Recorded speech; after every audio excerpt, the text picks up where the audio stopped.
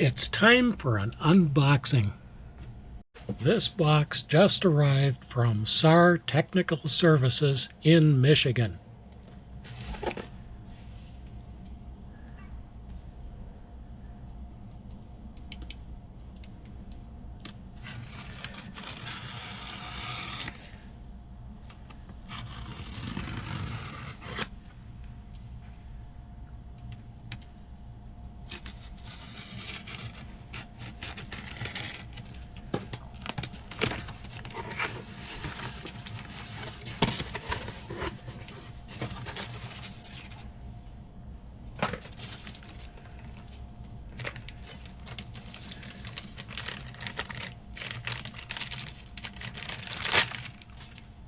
This is from the ICOM Service Center in Michigan, St. Joseph, Michigan. And Matt is the guy that does the service. And this is an ICOM IC-706. And let's just see what we've done here. Transceiver would not power up. Trace corroded on PLL unit board. Repaired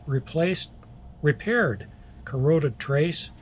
Front panel latch broken and spring missing. Replaced front panel latch and spring. Aligned reference oscillator and FM VCO. After service, checked transceiver for proper operation. Checked transmit and receive functions. Checked external antenna tuner connector. Checked CIV remote connector. And the total parts cost $3.21. The service fee, $102.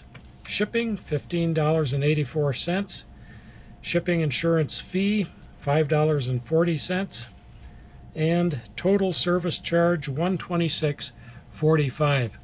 Pretty darn good for a radio that was pretty much dead. So I don't want to fix these things myself because they are a heck of a deal to try to work on. Lots of surface mount devices and teeny tiny things, and you know, even with these new glasses, kind of hard to see that stuff. Okay, we should be ready to go. Microphone is connected. Antenna, inverted V maypole in the backyard. Power connector in the back here, and a battery that we're using for power, temporary power. So here's the countdown.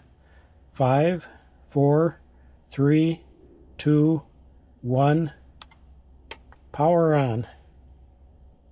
Was flickering the overload indicator, and I had preamp 2 on.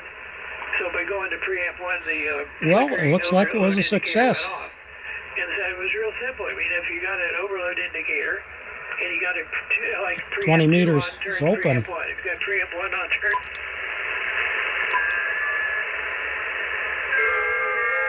There's 17 meters, the FT8 frequency,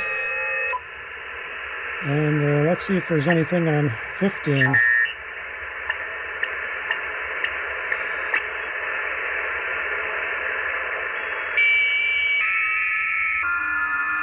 There's FT8 on 15 meters, and let's go up to 6 meters. Let's try 313 here.